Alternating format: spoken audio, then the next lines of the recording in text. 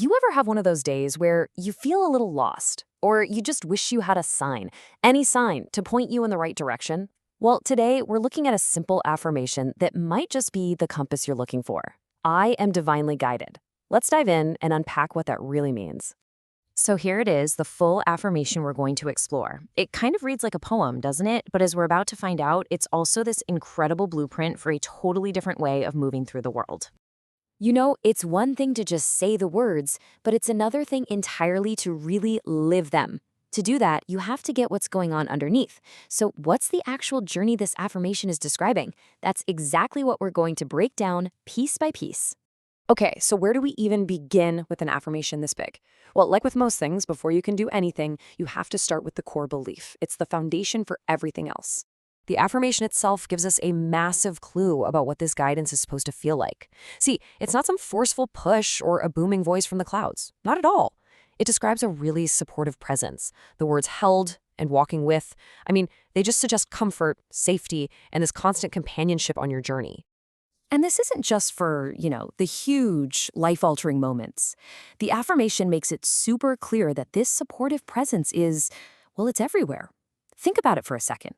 From the smallest physical action, every single step, to your most complex decisions, every choice, and even in how you see the world around you, every sign. This guidance is a constant. All right, so once you've established that belief, what's next? This is where the affirmation starts to guide us from just believing something to actually doing something. It's a shift into an active internal practice. Now this line is a total game changer.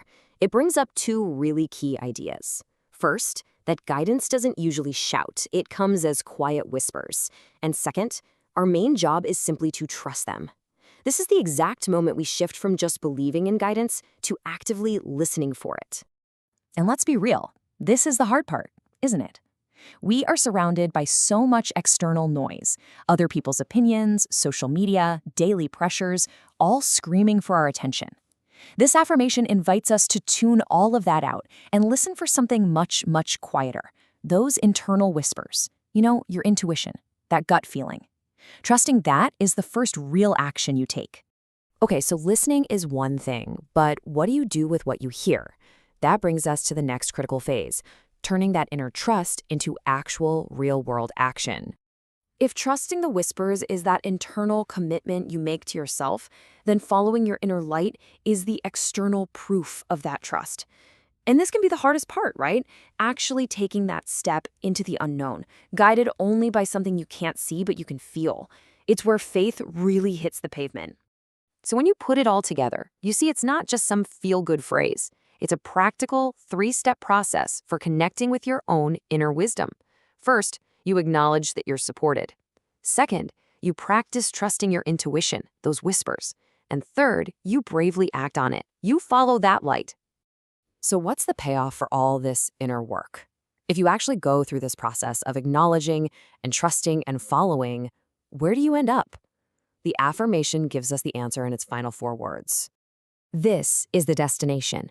This is what you're working towards. It's not a new car or a big promotion. It's a profound inner state, a deep-seated calmness and an absolutely unshakable sense of belief. And notice how the outcomes are directly linked to the practices. It's so cool. When you consistently practice trusting the whispers, you cultivate a state of belief in yourself, in your path. And when you bravely follow the light, you're rewarded with a sense of calmness because you're not fighting against your own inner compass anymore. And what's so beautiful about this is that it creates a reinforcing cycle. You start by choosing to believe you are guided.